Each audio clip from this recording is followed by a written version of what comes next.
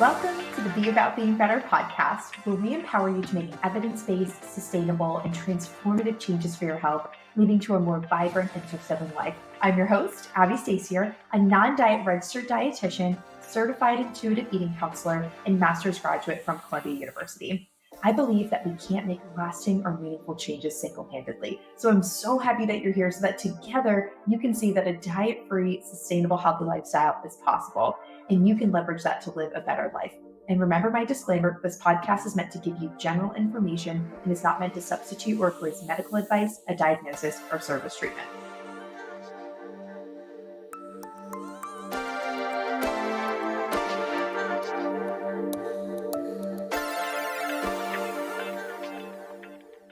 Hello, y'all. Welcome back to the Be About Being Better podcast. I am so excited for today's episode. Is it healthy or is it disordered? We're going to be going through several different scenarios that diet culture has kind of hijacked and claimed and discuss them. Is it still healthy to be engaging in these things, buying these things, doing these things, if you are working on healing your relationship with food, exercise in your body, and fully ditching diet culture? Now, if you're watching on YouTube right now, you might see some furry friends in the background. And if you're not watching on YouTube and you're just listening, you got to get on YouTube. You got to see these friends. I started boarding dogs here in Nashville through Rover. And y'all, it has been so fun because y'all know that I live alone and I do want to get a dog sometime in the next year, but I'm not really sure what kind of dog. I feel like I want some more experience and I don't mind making some more money as I get that experience. So it's been really fun the last couple weeks starting to dog sit, dog walk, board dogs, and try out some different breeds. And it has given me so much joy, not only accountability with moving throughout the day and going on walks, because obviously the dogs need walks, but it has just given me so much joy to have like a little companion. And I marked on the app that I only want dogs that are less than 15 pounds. So all of the dogs are like super cute and small and literally purse dogs. And I'm like obsessed. Like I literally think all of my dreams are coming true. So, oh, so good. So if you're watching on YouTube, you might see some friends today, but then also in future recordings too. And if you're not watching on YouTube, then girl, what are you doing? You should be on YouTube. You should watch it so you can see all my crazy hand gestures and all the anyway, yeah, I feel like sometimes I'll be like explaining something and I'll do something with my hands and then I have to remember like y'all are listening with audio, so you might not see the hand gestures that I'm making, but hopefully it all makes sense. Also, speaking of dogs, if y'all have any suggestions on what type of breed you think I should get, like I would love to have your vote. This could really be a group discussion team effort, which dog Abby gets. So let me know like if you've had a good experience with a breed or bad experience with the breed. Let me know. I live in an apartment complex, so I can't have one that's like super yappy. So I've heard Maltipoos are really good, Cavapoos, but Yorkies are like, they're a little picky eaters. Like, honestly, Yorkies probably need to go through our new Better Together program to ditch diets and heal their relationship with food so they're not so finicky and picky. Like the Yorkie that I babysat was absolutely so adorable, but such a picky eater. I was like, let me heal you. Let me teach you intuitive eating.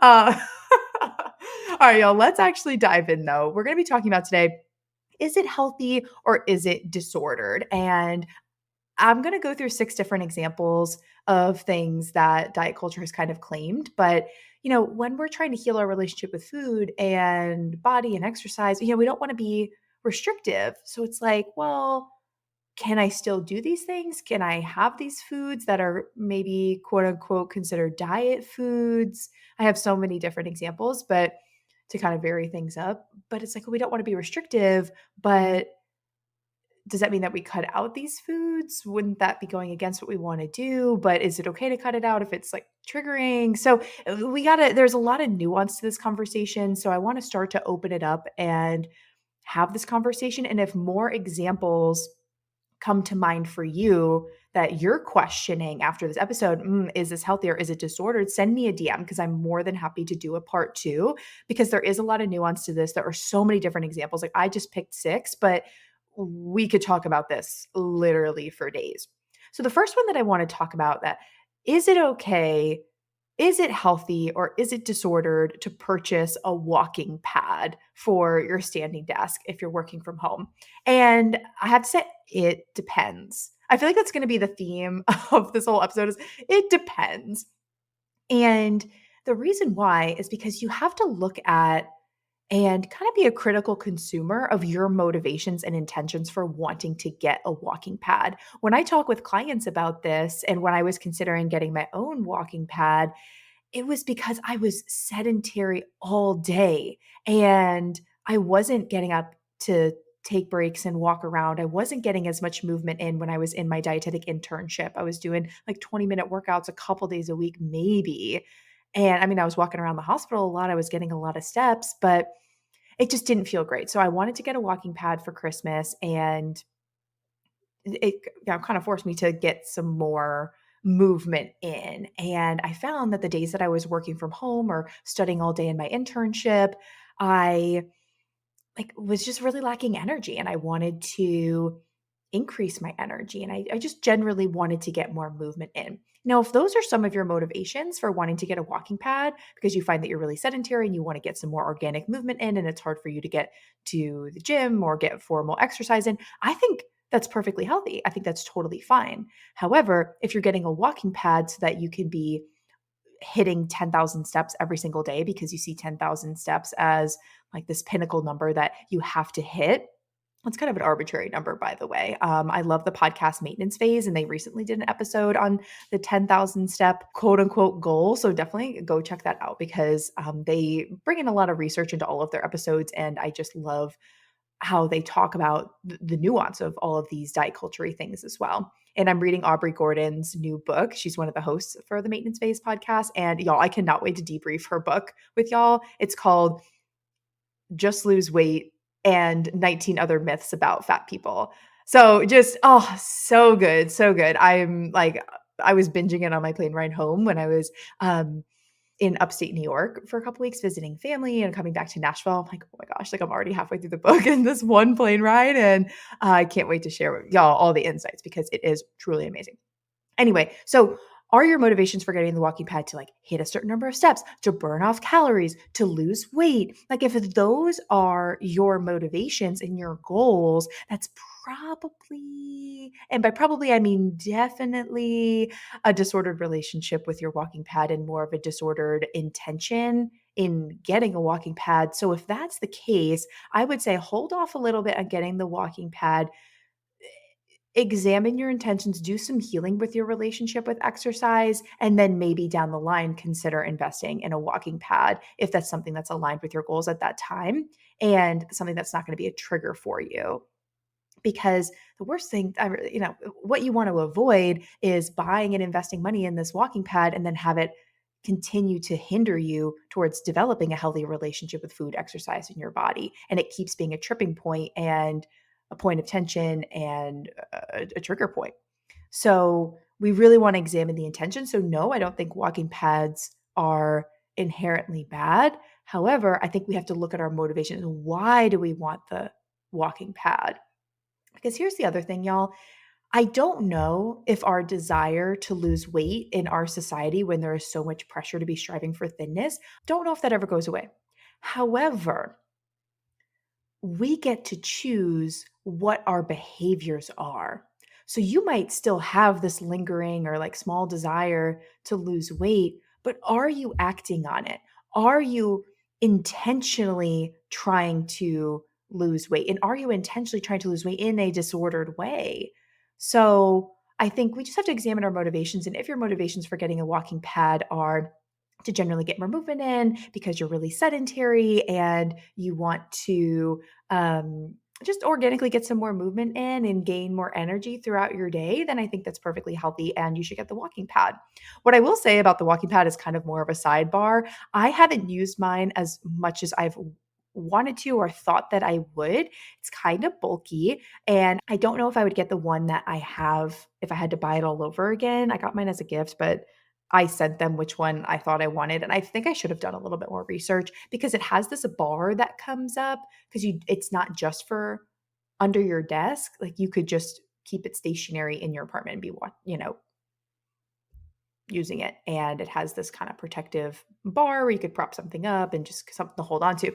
So I'm like, I just got to like keep it down. I don't know. It's very bulky. It's very heavy. And I realized I can't do every type of task while I'm at my standing desk walking on the walking pad. It's better if I'm like on a Zoom call with my camera off or listening to a course or maybe clicking around or like maybe reading something. But if I'm trying to type in email, if I'm trying to create something on Canva and I need to get really precise with designing something or even like typing back to clients, I'm like, it's just hard for me to do this.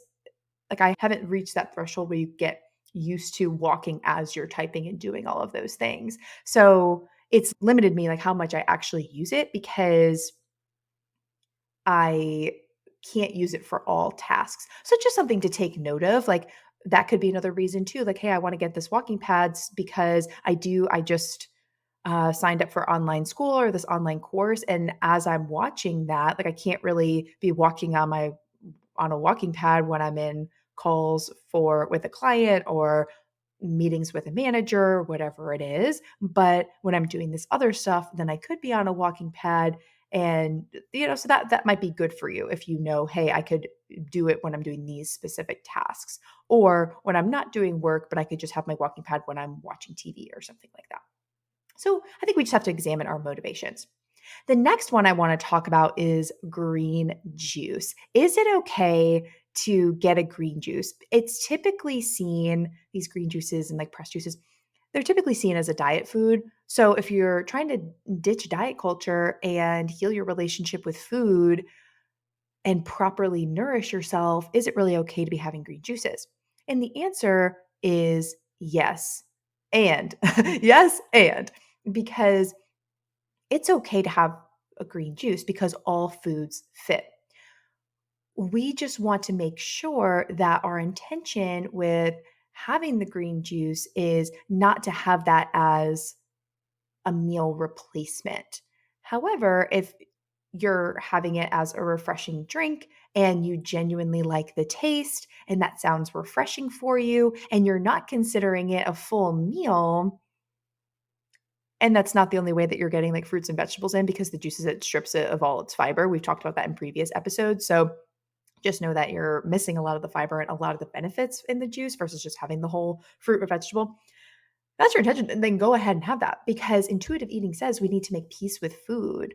We need to really silence the food police and get rid of our food rules and give ourselves unconditional permission to eat. So, if we're making all foods fit, then yes, green juices are something that we can have. However, we don't want that to be a meal replacement. And we don't want to be eating that if that's something, or drinking that rather, if that's something that we don't genuinely enjoy. Diet culture also tells us that, to eat this and not that. And if you don't like how the approved foods taste, sorry, that's all you have.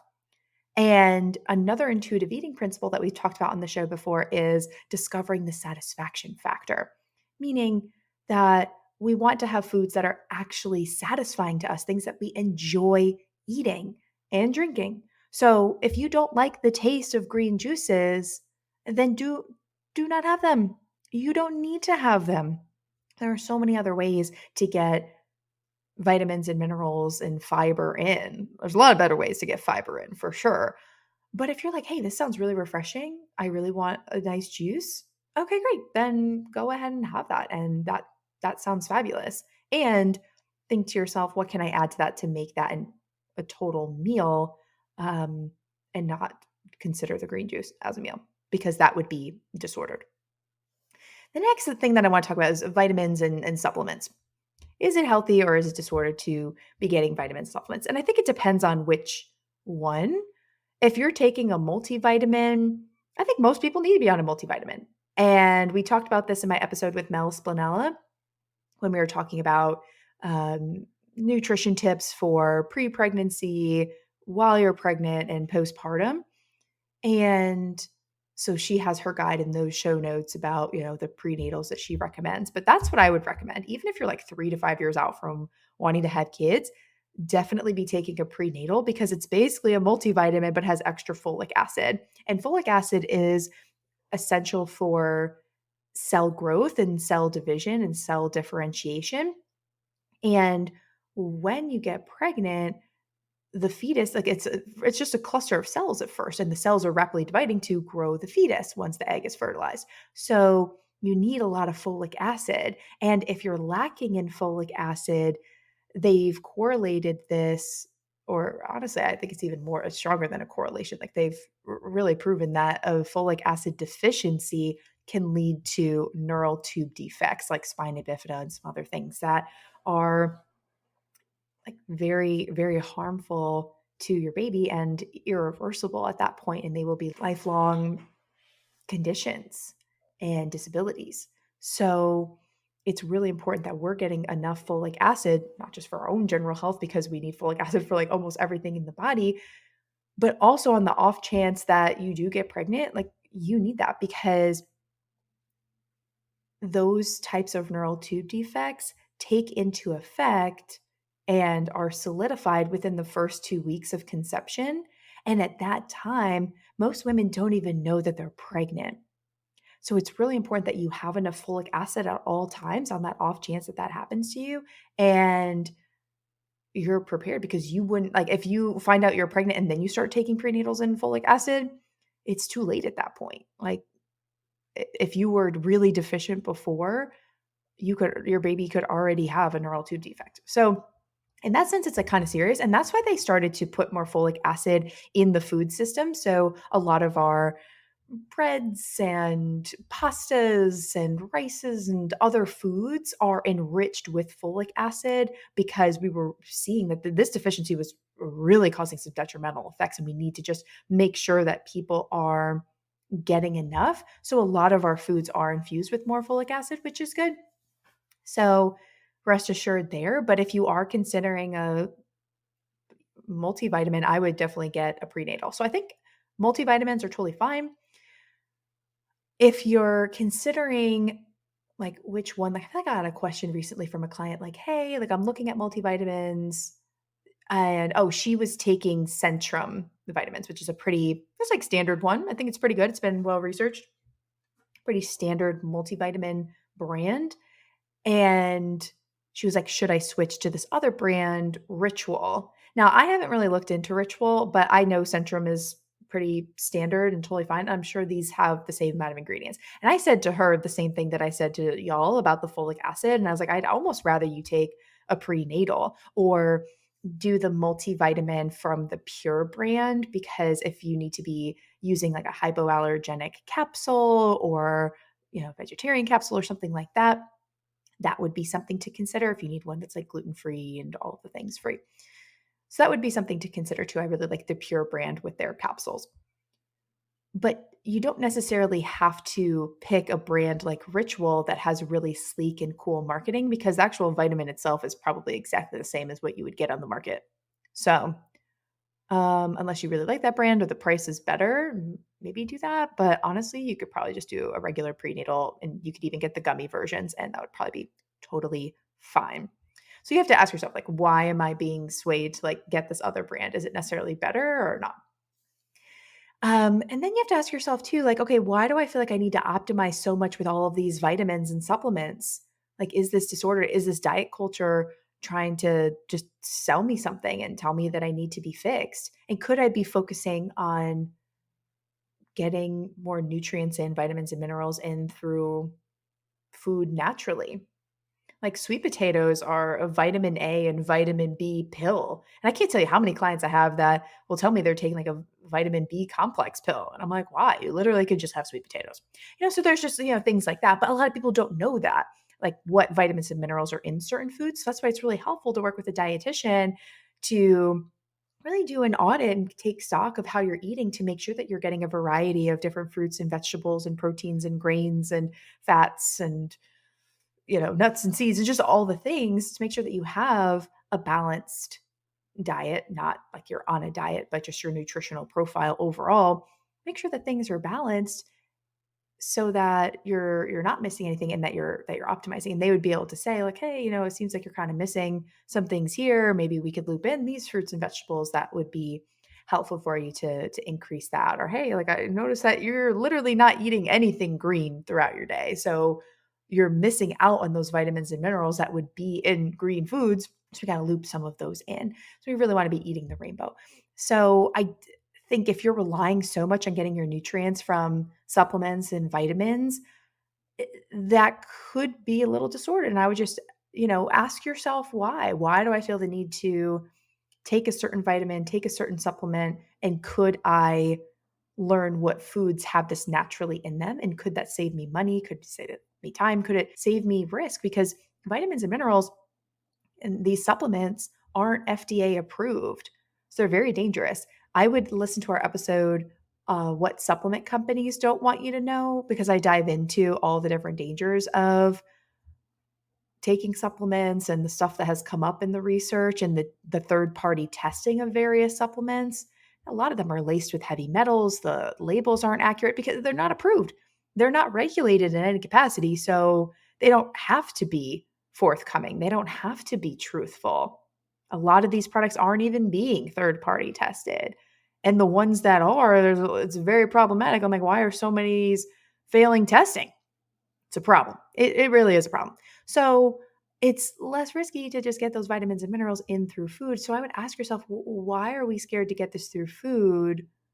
And why do we have this over reliance on vitamins and minerals that we don't know if we can necessarily trust because they're man-made and manufactured and they're not regulated? And I would also ask if you're taking like a specific nutrient or a specific supplement, why is that? What is this really doing for me? And is the research supporting that? I was taking an iron supplement for a while because I had blood work come back that it was low, that I was in iron.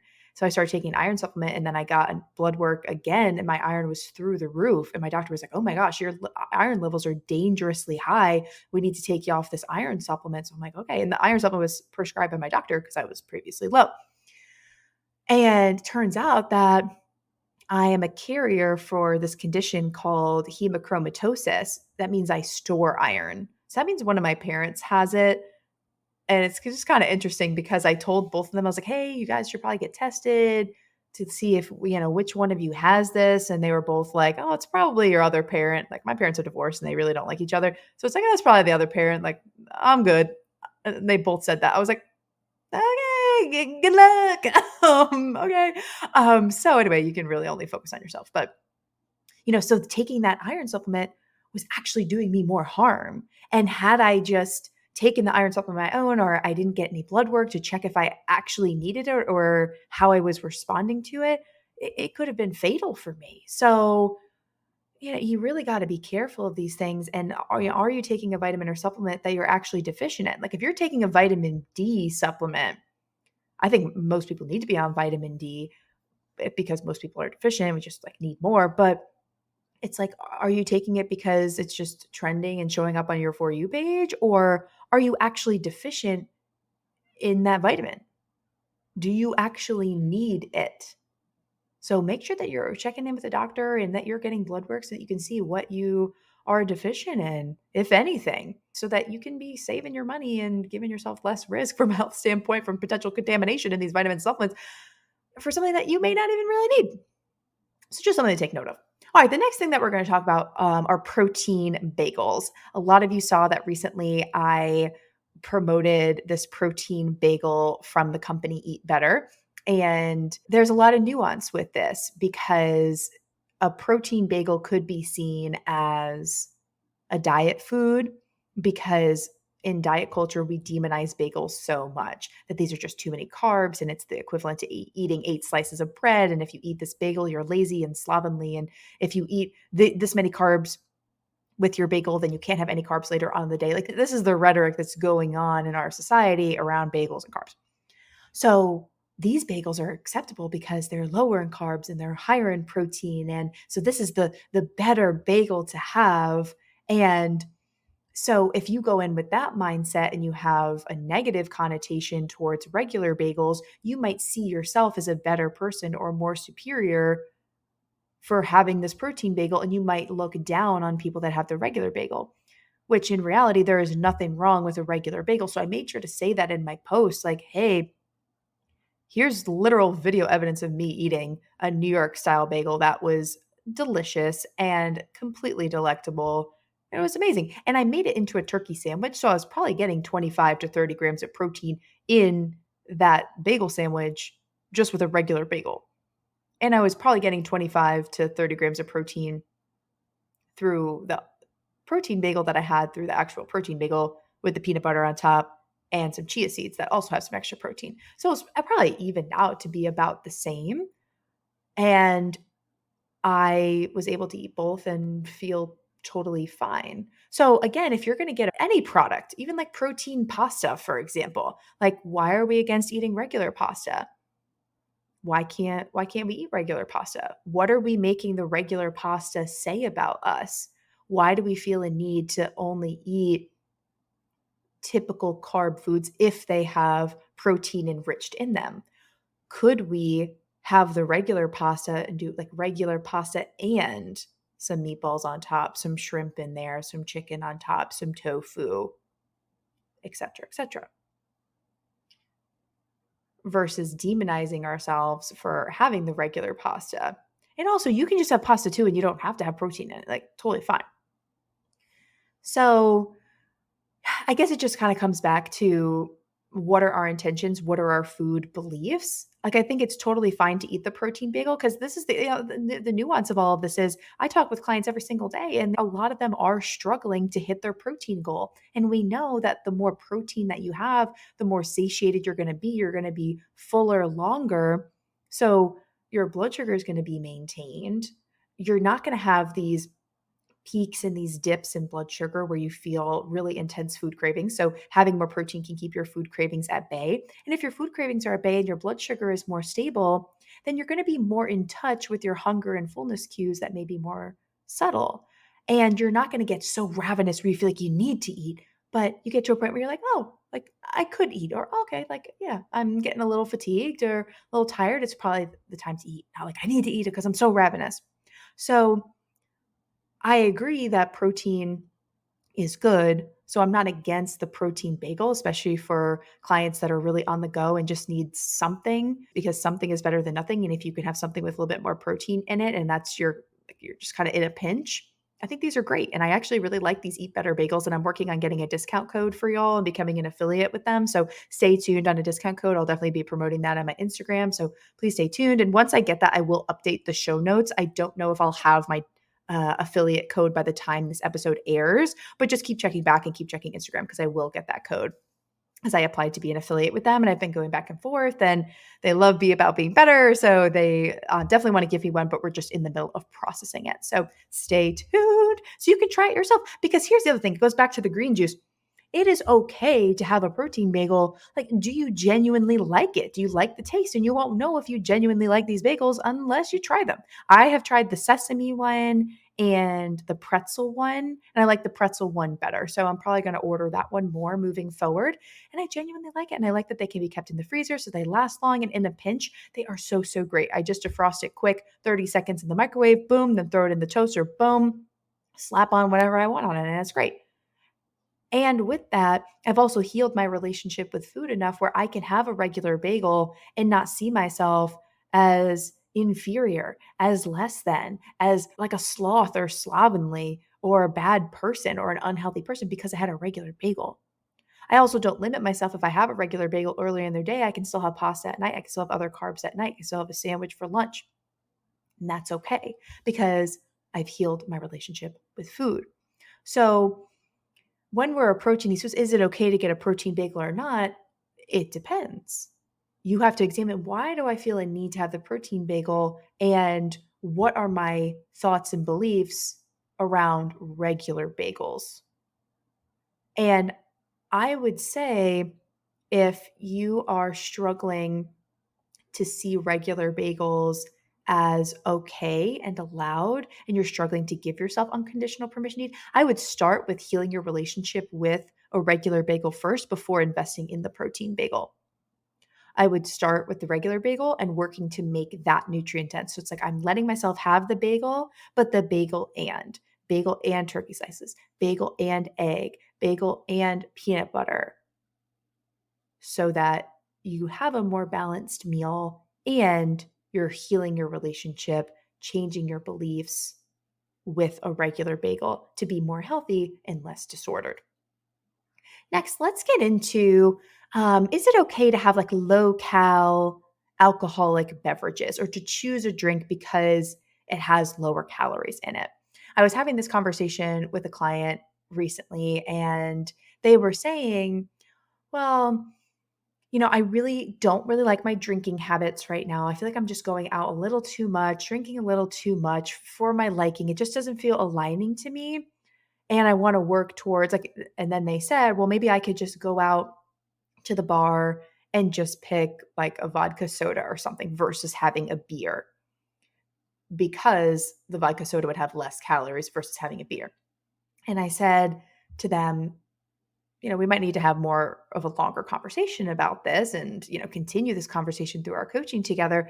However, what I'll say now is if you genuinely want the vodka soda, then have the vodka soda. And if that would make you feel better in that moment and also the next day, then definitely choose that. However, don't just choose that because it's the lower calorie option, because that means we're still living according to these numbers and tracking calories and relying on external cues to tell us what we can and can't eat and potentially denying what we actually want. So, if a vodka soda sounds more refreshing to you and just like lighter, and it would make you feel like less bloated the next day or whatever, then by all means choose that. But it's also okay to have a beer. It's okay to have a glass of wine. And you might be able to know for yourself, like, okay, if I have one beer, I'm good, or one glass of wine, I'm good, or one and a half or two. But if I have more than that, then I do get really bloated. Then I do start to break out. Then I do have some negative GI symptoms. So I kind of need to titrate that. So then I have some clients that'll be like, all right, I'm going to have one beer, one glass of wine. But after that, I know I start to have negative symptoms, but I still want to drink more. So then maybe I'll switch to a vodka soda where it's like I still allowed myself to have what I want, but I wanted to keep drinking. So I'm going to choose this other like, lighter option that isn't as heavy, isn't going to make me feel the same way as having an additional beer or wine or whatever my first drink choice was. Could be anything. Could be espresso martini or whatever. I also brought up with this client too, do you need more drinks? Do you need to drink at all? And I was like, that's why this could be a larger conversation because I have a lot of clients too that are very sober curious. And why do we feel a need to drink alcohol? Is it to feel more accepted? Is it to wind down? Is it to have like quote unquote liquid courage and feel more confident in social scenarios, to feel more socially accepted and more talkative and more relaxed? I feel like I just need something in my hand. I feel like that's something I hear a lot. Y'all, nobody cares what's in your glass, literally, except for you. I can't tell you how many times I've gone to a bar or something or out to dinner and I've just gotten a club soda with lemon, literally no alcohol in it, and nobody has said anything to me. And everyone's out there getting drunk and I'm just drinking water. And I felt great the next day. You know what I mean? Because I just knew for me, like literally nobody cares what's in my glass. Nobody asked me what I ordered. And I didn't really feel like drinking that night, but I still had something in my hand. And I've done a lot of work on this for myself. Again, this is part of like healing our relationship with food. I realized I don't need alcohol to feel comfortable and confident in social situations. I've gotten more comfortable with myself where I don't need to numb myself out or have a mind altering substance or whatever it is. Like I don't need that to connect. And it can also be a good evaluation or test of your social circle. Like if you have to drink with people to be accepted in your friend group, could be something to examine. Is that something to work on with you, or is your friend group something to potentially let go of or phase out of? Just planting seeds. Because everyone's relationship with alcohol is individual. So I'm trying to kind of speak to everyone here, but yeah, so just a lot of questions. I think the is it healthy or is it disordered comes down to your intentions and your food beliefs and your current relationship with food and where you want to go with that, and asking yourself more why questions and not being judgmental towards yourself, but being more curious. So, if we can invite more curiosity into our lives before we make any of these decisions, I think that would actually aid in our relationship with food, body, and exercise. So, the answer to all of these things is kind of it depends on where you're at and what are your current intentions and what is your why. So we have to ask ourselves why. And it's not really up to me if we were working together and I was your coach, if I was your dietitian, it's not up for me to tell you which alcoholic beverage to get or how many or which protein bagel to get or should you get a regular bagel, should you get a walking pattern. It's not up to me to tell you that. It's up for me to encourage you to ask yourself why. What are your motivations? What are your beliefs? And what do we and kind of talk that out with you and to give you that non-judgmental space to explore that so that you can make a healthy decision that would be aligned with the relationship with food, body, and exercise that you want to have.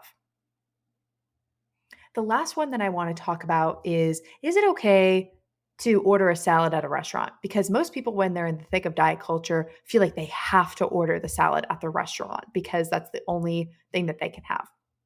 And this is just so not true. You can order anything at restaurants. We probably need to do a whole episode because I talk about this with my clients too. I talk about how to order well at restaurants. We have a whole freebie on it. So definitely check out the freebies on our website. We can link that up in the show notes.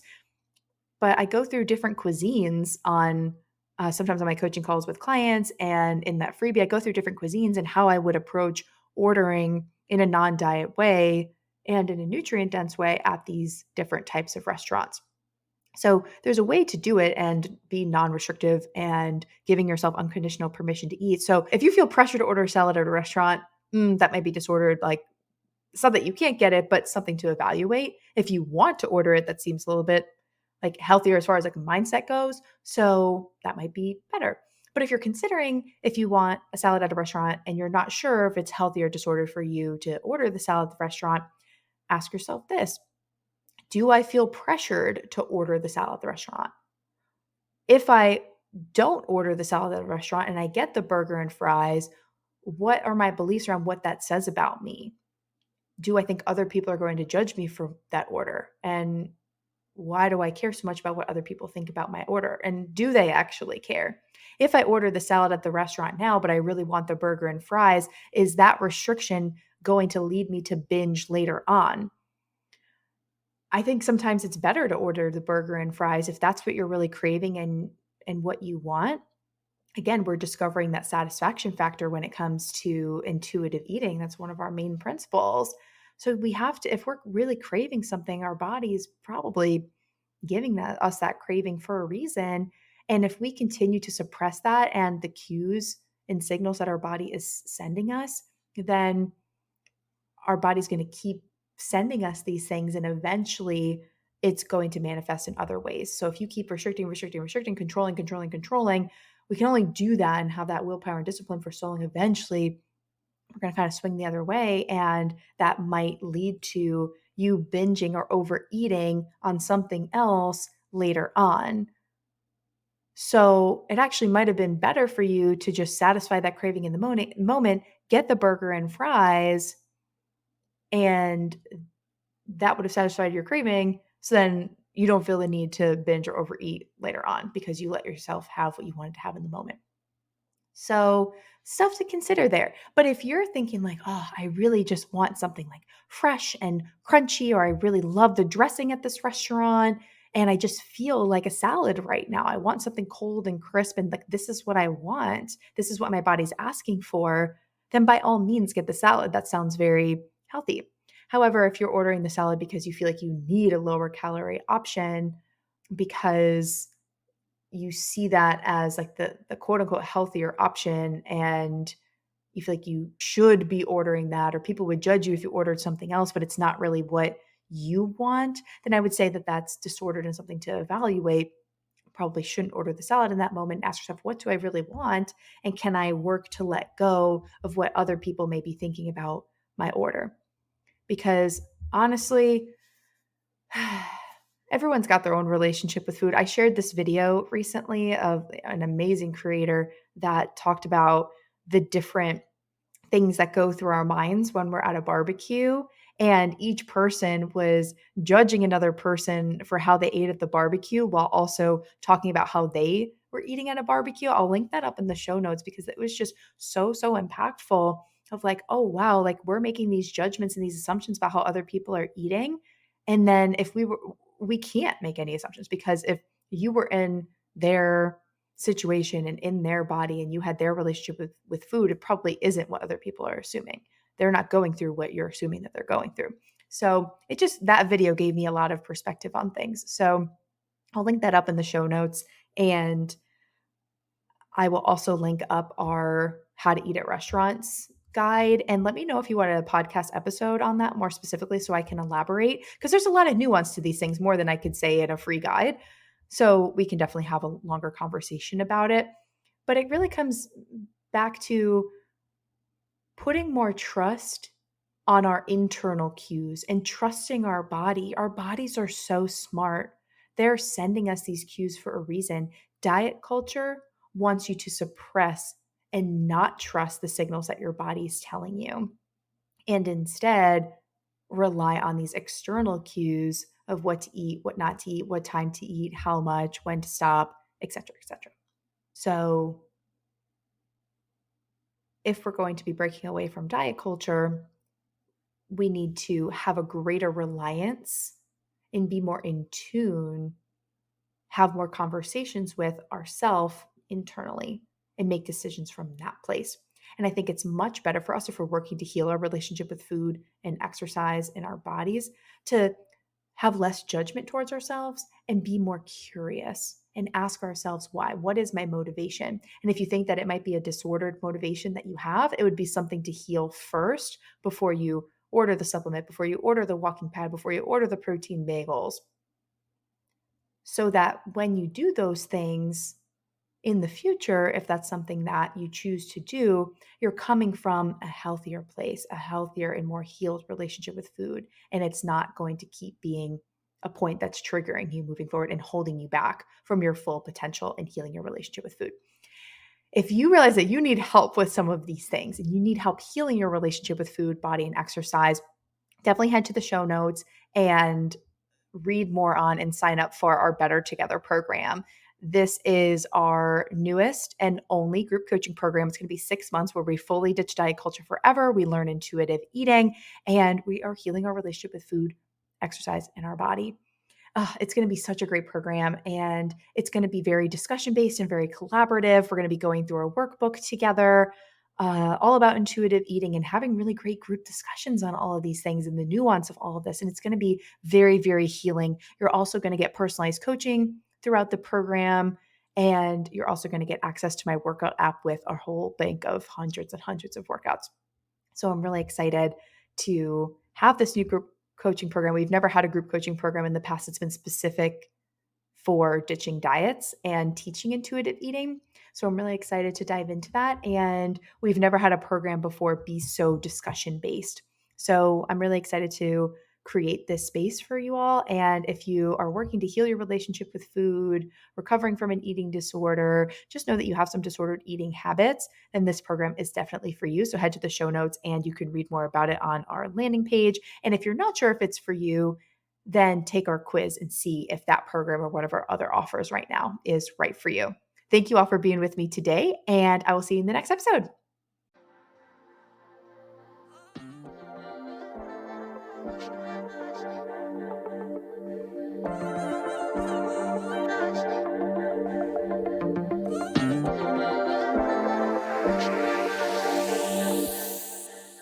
Hey y'all, thanks again for listening to the Be About Being Better podcast. I so appreciate you. If this episode made you laugh, smile, think about yourself or your life differently, in any way making your life better, I empower you to share the show with 3 people who, just like you, need to hear this message and have this type of transformation in their lives. I personally read all the reviews of the show and see the Instagram story shares, and it honestly gives me so much joy to see that our mission is making people's lives better. And the reviews really do help in increasing our impact. So thank you so much for taking the time to do that.